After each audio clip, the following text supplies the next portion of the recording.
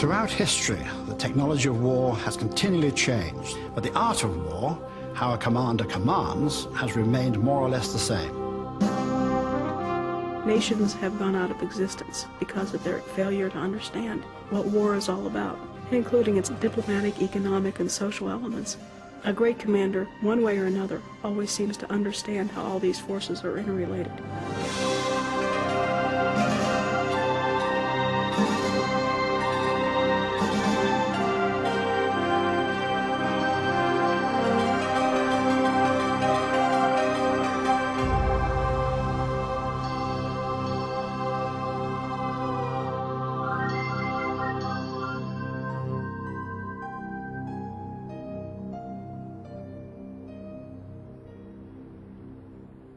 In 1805, Napoleon Bonaparte, Emperor of the French, fought perhaps the finest campaign of his life, a campaign that culminated here in the fields near the Czech town of Austerlitz.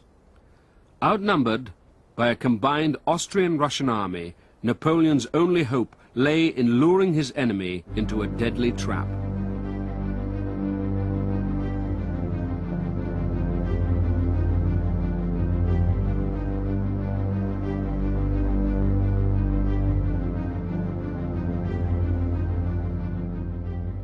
Few commanders have elicited as much adulation as Napoleon Bonaparte. He was a ruthless master of war whose daunting skills led him not only to dominate Europe for 20 years, but to change it forever. Napoleon is a character of such stature and interest, I think, that it is very difficult for anybody not to feel a certain amount of fascination for him. Here we have a young man of relatively humble origins who emerges as the greatest captain of modern history, second only probably to Alexander the Great in all recorded history. And the way in which his story is won from very humble origins, therefore, to have great peaks of achievement, an emperor no less, and then, of course, the complete collapse ultimately. It's a real rags to riches to rags story.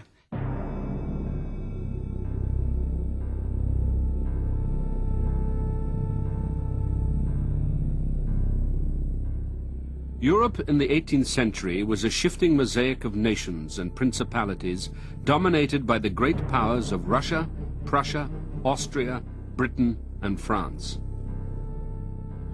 The Mediterranean island of Corsica had belonged to France for only a year, when in 1769, Carlo and Letizia Bonaparte gave birth to their second son, Napoleone. Little did they realize that among their 8 children who survived infancy, there would one day be 3 kings, a queen, and an emperor. At the age of 9, the Italian-speaking Napoleone was sent to learn French at school in mainland France. It was a difficult period. Short for his age and with a foreign-sounding accent, Napoleon was constantly bullied. But he was a determined young man and did not allow this to prevent him from graduating to military school in Paris. From there he joined the artillery and settled into a period of intense study.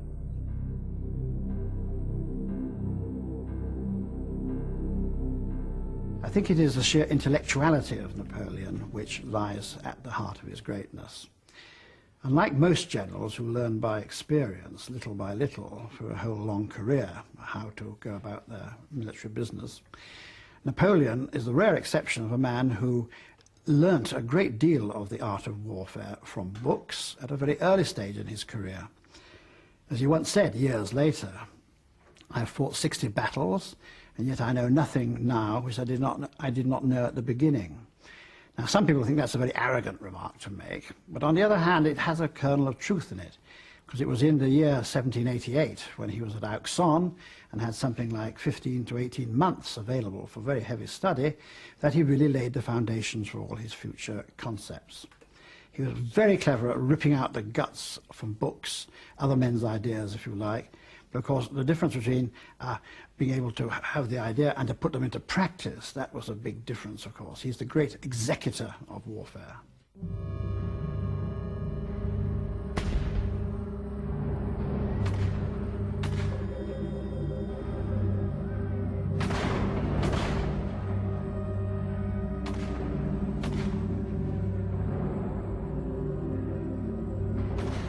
In 1789, when Napoleon was 20, France was shaken by revolution. The monarchy was overthrown, and much of the existing officer class went with it. But the newly born republic was soon to be at war with most of Europe. It was to be a time of great opportunity for ambitious young soldiers who had few ties with the old regime.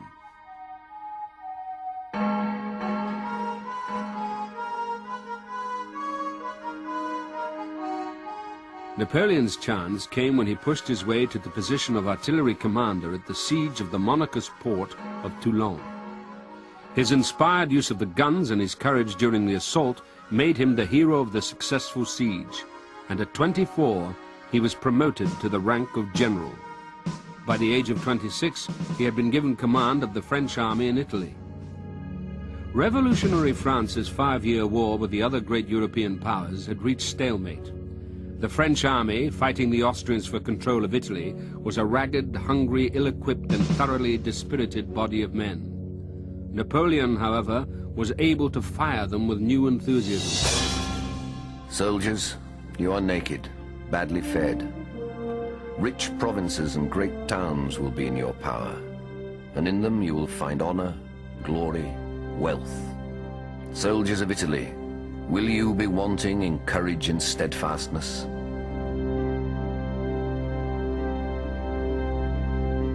His energy revitalized the army. His generals, at first dismissive of this youth, found themselves increasingly impressed by his determination, his detailed knowledge of the enemy, and his dynamism. In a series of battles, Napoleon, with fewer than 40,000 men, overwhelmed the 80,000-strong army of his complacent opponent. By January 1797, he had taken the surrender of the Austrian emperor.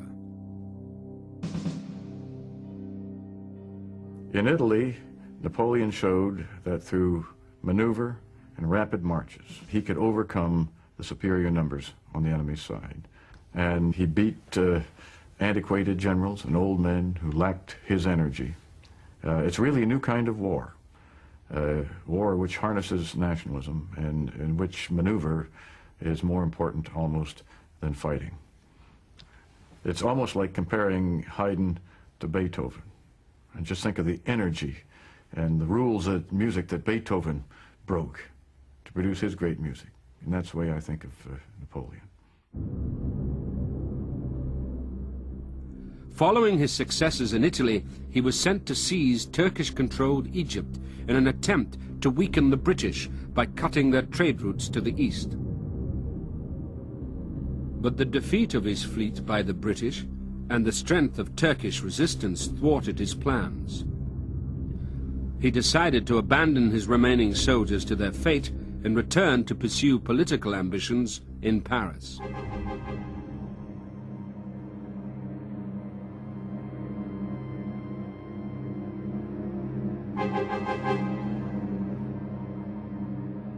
By 1799, France had fallen further into turmoil. Napoleon, his great popularity undiminished, took part in a dramatic coup which brought him to political power.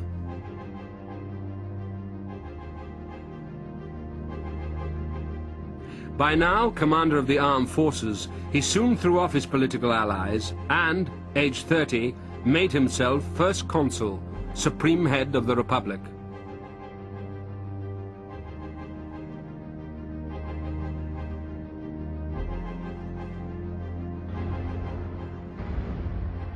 By 1800, Napoleon's armies had again defeated Austria.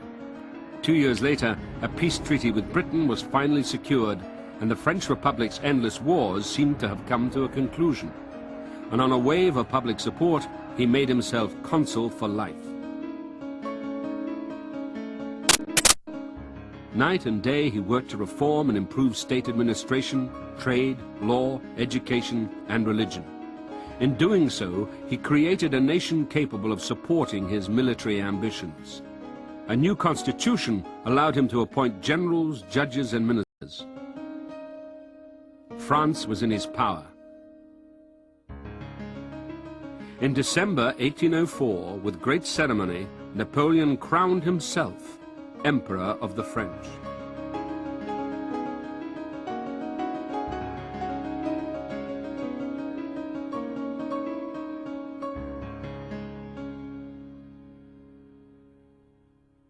Napoleon remained in many ways the Corsican bandit chief, or the head of the Corsican extended family. The Corsican dimension had probably two main importances for Napoleon. First of all, he had the detachment of an outsider towards his host nation. And it's remarkable when you look at history how often the outsider from an outlandish village with a strange name, a peculiar provincial or even foreign accent is able to energize a host nation.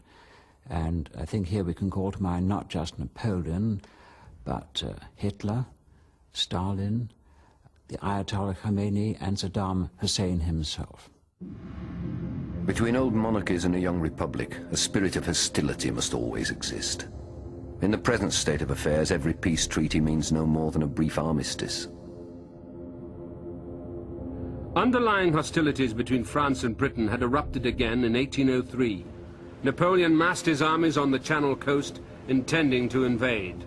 The British, meanwhile, had persuaded the Austrian and Russian emperors to also declare war on France. Facing a coalition that could destroy him, Napoleon began work on the campaign that would lead him to Austerlitz.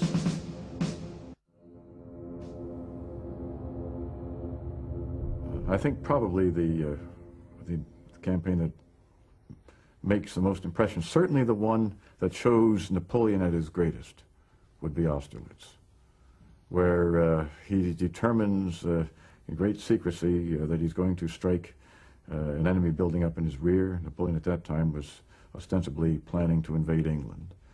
He orchestrated the moves of his grand army, each corps taking different paths, so that they would come at the right place at the right time.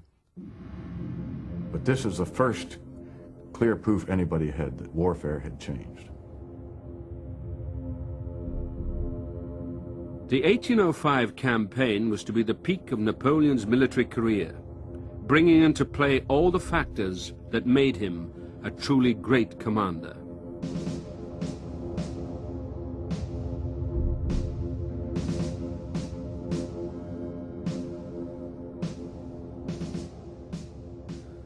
The Revolutionary Wars had created a nation at arms. All Frenchmen are permanently requisitioned for service into the armies. Young men will go forth into battle, married men will forge weapons and transport munitions, women will make tents and clothing and serve in the hospitals, children will make lint from old linen, and old men will be brought to the public square to arouse the courage of the soldiers while preaching the unity of the Republic.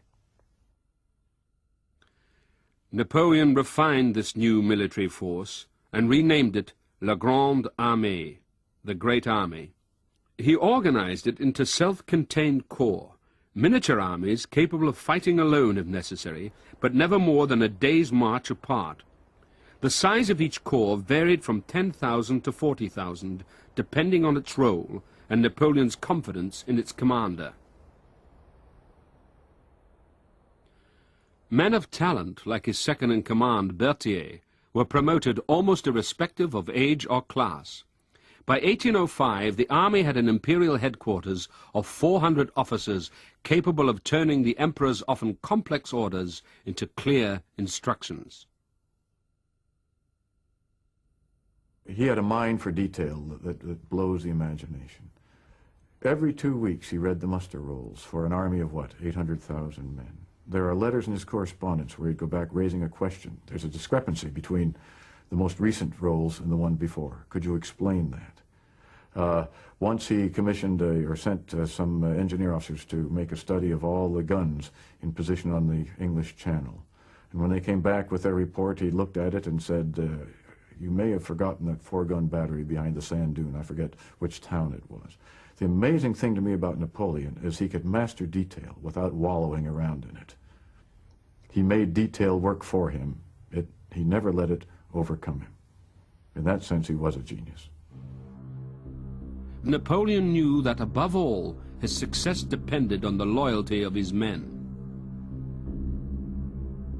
A general's principal talent consists in knowing the mentality of the soldier and gaining his confidence.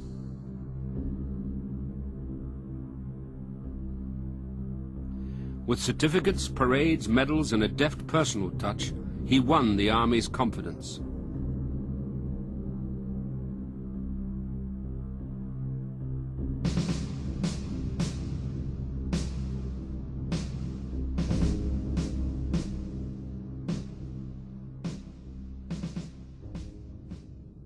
Napoleon's genius as a military commander, preeminently, I think, was that he changed the rules of the game, and he organized his corps and his army accordingly. And all was designed to exploit time, essentially, to exploit time and space. And he was great as a strategist.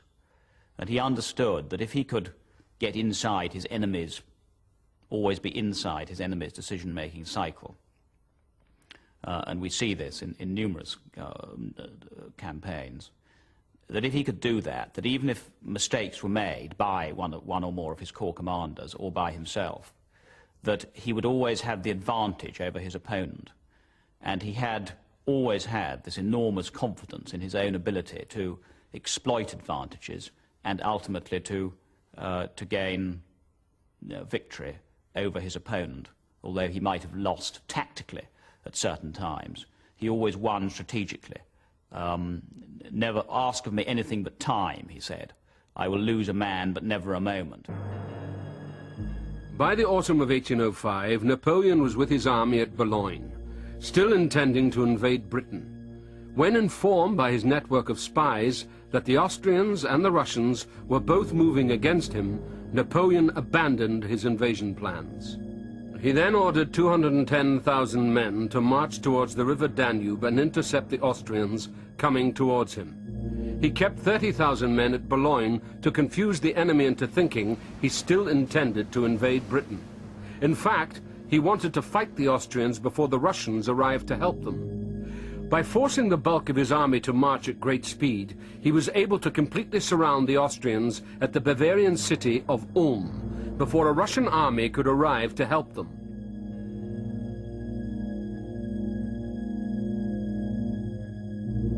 The Austrian General Mack was completely taken by surprise and was forced to surrender 60,000 troops.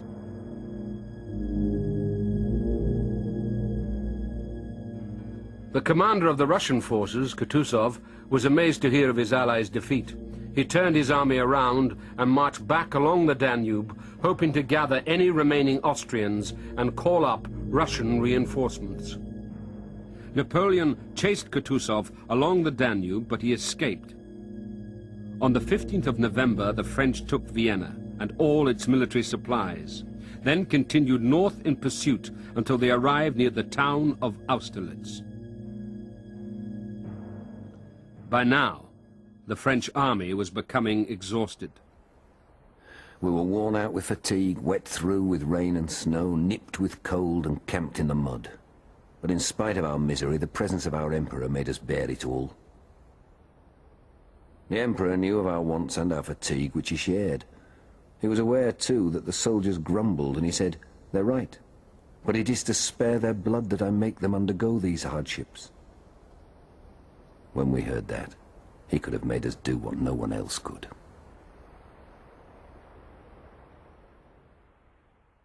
Napoleon's lines of supply and communication were stretched to the limit, which had reduced his fighting force to only 50,000 men compared with the enemy's 85,000. He was also concerned that Prussia might take advantage of his weakness and intervene with a force of 200,000 troops. Unless he could defeat the combined Russian and Austrian armies soon, he would be forced to retreat.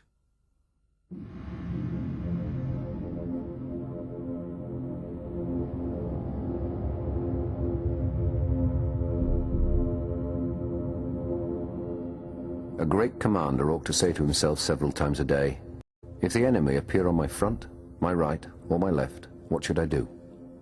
If he finds himself embarrassed, he is ill-posted.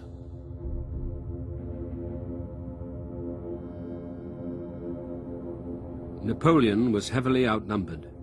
He knew he would only be able to regain the advantage by forcing the Allies to fight on his terms, and so he determined to lure them into a trap.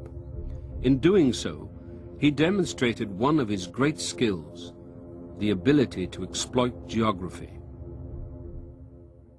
I'd love to have seen him with the officer who kept his maps on campaign, as they crawled around on their knees, placing troops and deciding what orders Napoleon would issue that night for his troops to follow the next morning. I think Napoleon at work, more than Napoleon in battle, would be the most fascinating picture that I can think of. Napoleon was a master of maps. He could look at a map which told him not only where he could move troops, but where the enemy was likely to move troops, because he could get into their thought process. And he could orchestrate a campaign so that all of his troops would appear where he wanted them at about the right time. If it worked according to his plan, the battle was almost a foregone conclusion that he would win. Napoleon began to investigate the land that lay between him and his opponents. He hoped to find a suitable site for battle, and in an area of hills, villages and shallow lakes, he succeeded. The Emperor went out every day to make reconnaissances along the line and returned satisfied. He seemed delighted. His pinches of snuff took effect. This was always proof of his contentment.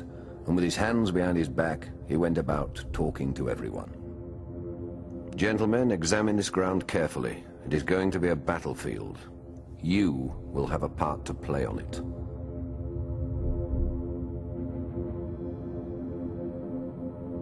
The French were camped to the west of Austerlitz.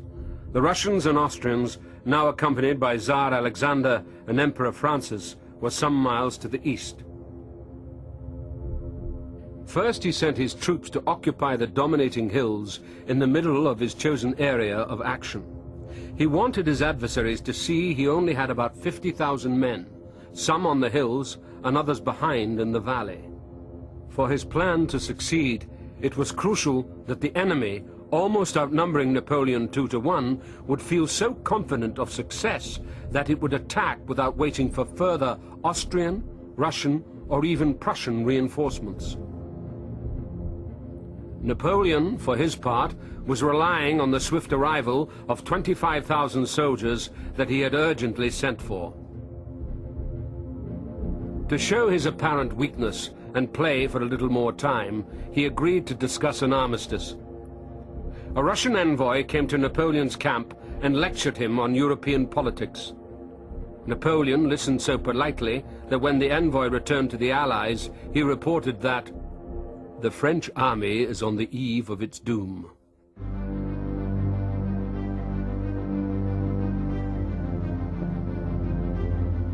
Napoleon then ordered his troops on the Pratzen Heights to make an obvious retreat.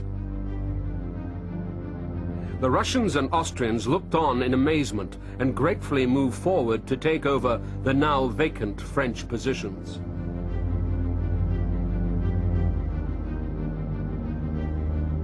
He deliberately left his right wing appearing weak and vulnerable.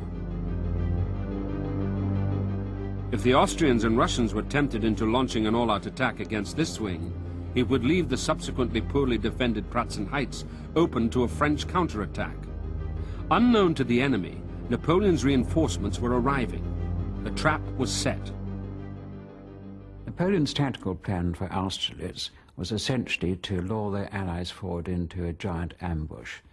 To that end, he pulled his forces off the commanding ground of the Pratzen Plateau and pulled them back into low-lying, rather swampy ground to the rear, and the odds were, at that time of year, it was going to be covered in mist, so his forces effectively were going to be almost completely out of view.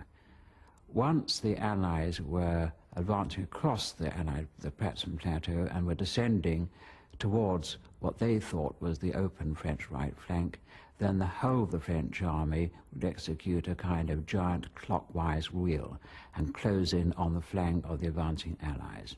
That was it. Like most great schemes of battle, it was essentially very simple.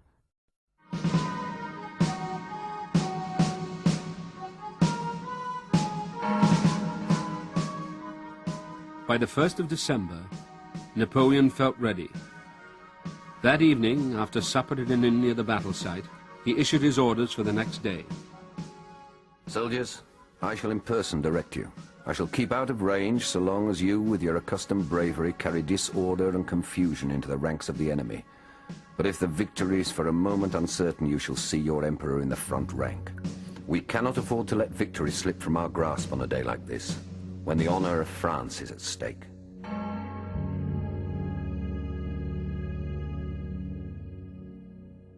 He knew how to motivate soldiers. His speeches.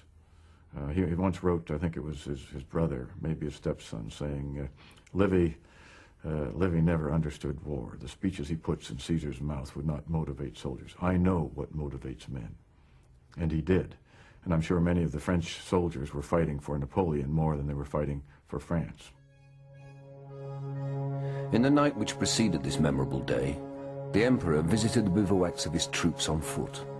Suddenly, the camp was illuminated by thousands of burning torches which each bivouac raised aloft to salute the emperor and to celebrate the anniversary of his coronation. Napoleon, deeply touched by this improvised act of homage, expressed his regret at having on the morrow to fight a battle which would rob him of a large number of these good fellows, and added that he considered this the best evening of his life.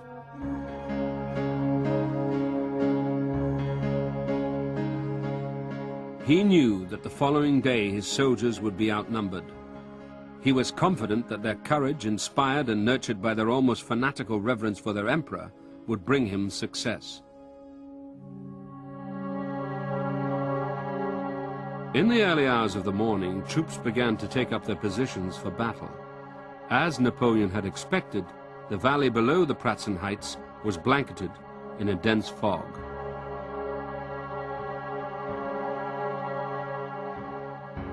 At 6 a.m., Napoleon watched as his enemy made their first moves, sending, as he had hoped, troops against his right. Some of the attacking troops, in confusion, went towards the French left.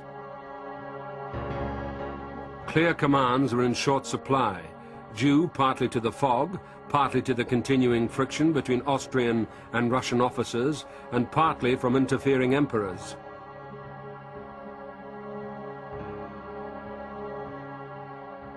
Nevertheless, slower than hoped, their troops moved against the French right.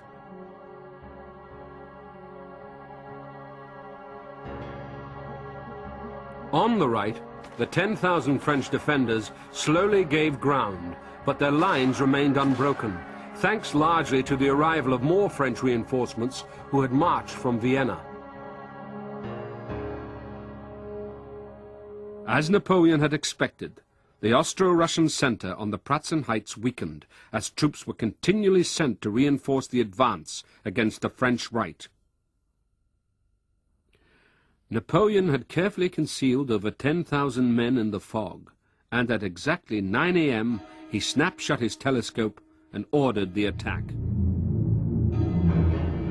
Let us put an end to this campaign with a crash of thunder that will stun the enemy.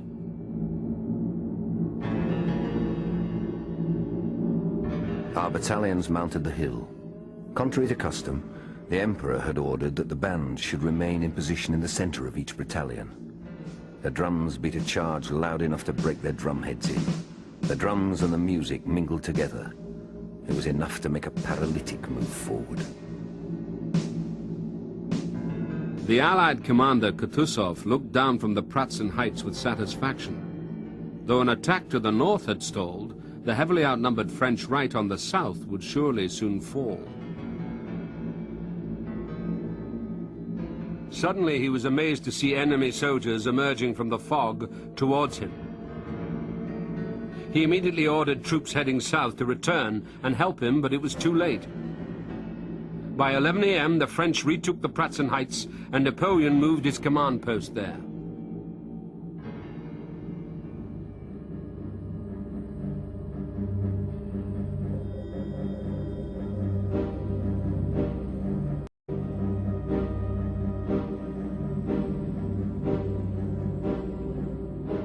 For 3 desperate hours, Kutuzov launched bitter counterattacks.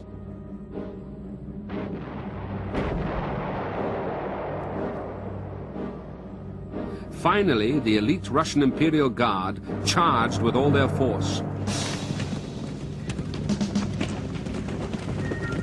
The Russian Imperial Guard was composed of gigantic men who fought with desperation. Our cavalry was driven back. Then, the Emperor let loose his black horses, that is, his mounted grenadiers. They passed by us like a streak of lightning and fell upon the enemy. For a quarter of an hour there was a desperate struggle, and that quarter of an hour seemed to us an age. We could see nothing through the smoke and dust. We were advancing slowly behind them, and if they had been defeated, it would have been our turn. There was confusion, and no one knew who had the upper hand. But our grenadiers came off conquerors and returned to their positions behind the Emperor.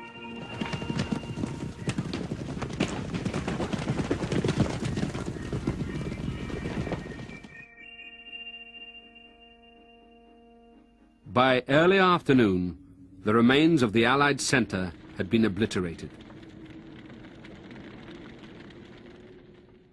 At 2 p.m., Napoleon prepared to attack the enemy to his north, but there the Allies were already withdrawing. Always ready to respond to circumstance, he ordered an attack against the enemy to his south instead. It was a brutal but conclusive success. Up to the last hour of the battle, we took no prisoners. It would just not do to take any risks. One could stick at nothing, and thus, not a single living enemy remained to our rear.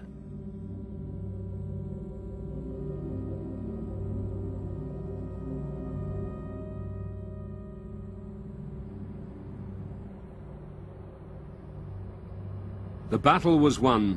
The Austro-Russian troops ran for their lives, leaving behind at least 13,000 dead and injured and 12,000 prisoners. The French had lost 9,000.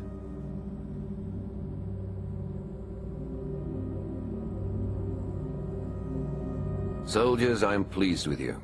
It will suffice that you shall say, I was at the Battle of Austerlitz, for them to reply, there goes a brave man.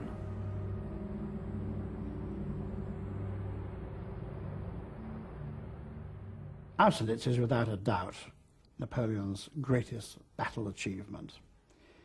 With a very weak army, at extreme end of his lines of communications, he was able to dominate the enemy to such a degree that he virtually dictated the actions they were going to take for them.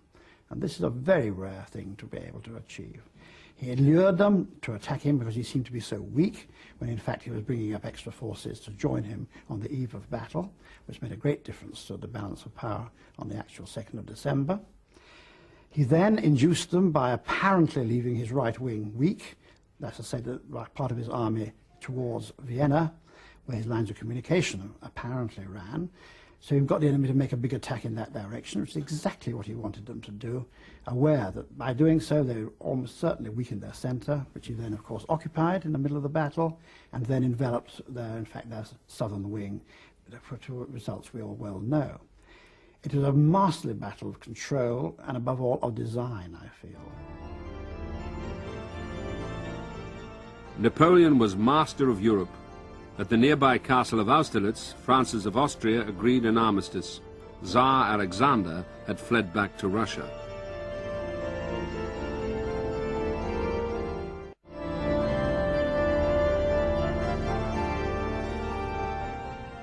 It was amazing that although Napoleon's common sense amounted to genius, he never quite knew where the possible left off. Napoleon was always fighting. I don't know if it was for personal glory.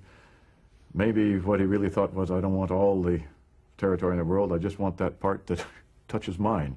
Sooner or later that gets you involved in Russia, Egypt, and in various other places. I think also he had momentum. Success breeds success, certainly breeds confidence.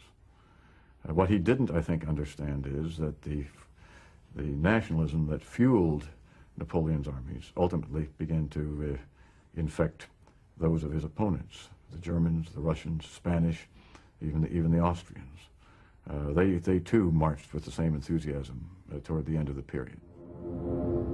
Austerlitz had made Napoleon feel invincible. In 1806, he again fought and defeated the Russians and their Prussian allies. In an attempt to weaken the British, Napoleon imposed an economic blockade throughout Europe. Portugal refused to cooperate, and Napoleon invaded.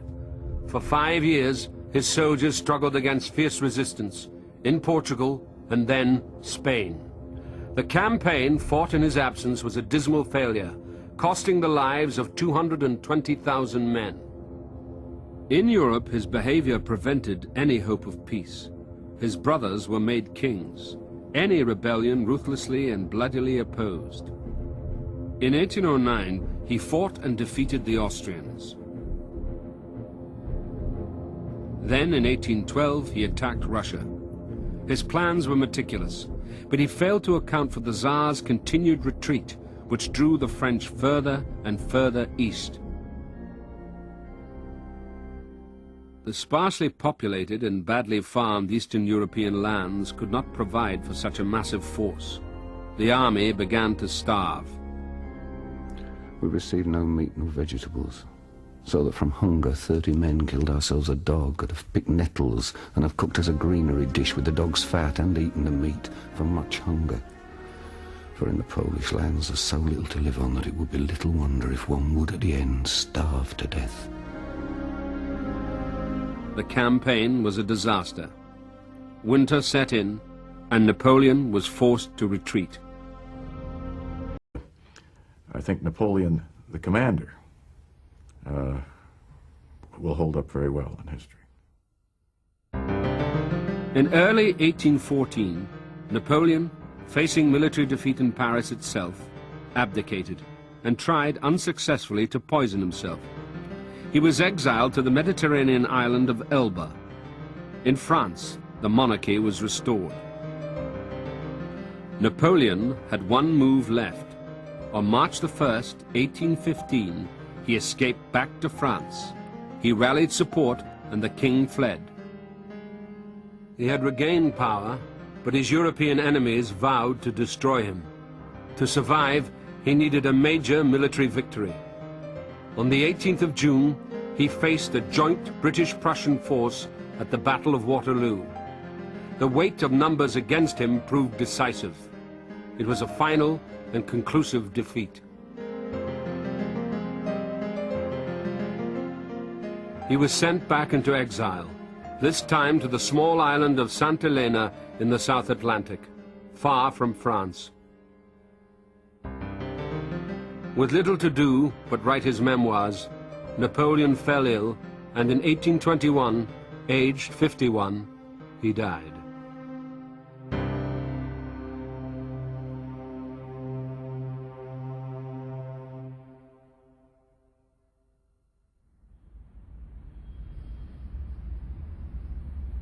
"19 years later, his body was returned to France and given a hero's burial.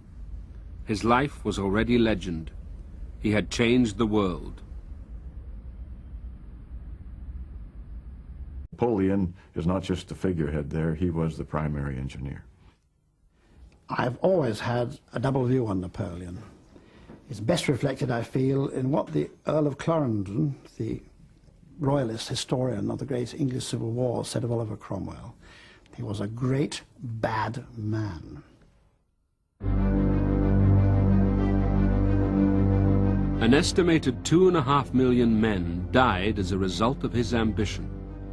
But as with other great commanders, it is the memory of his military triumphs and civilian achievements that have made him a figure of legend.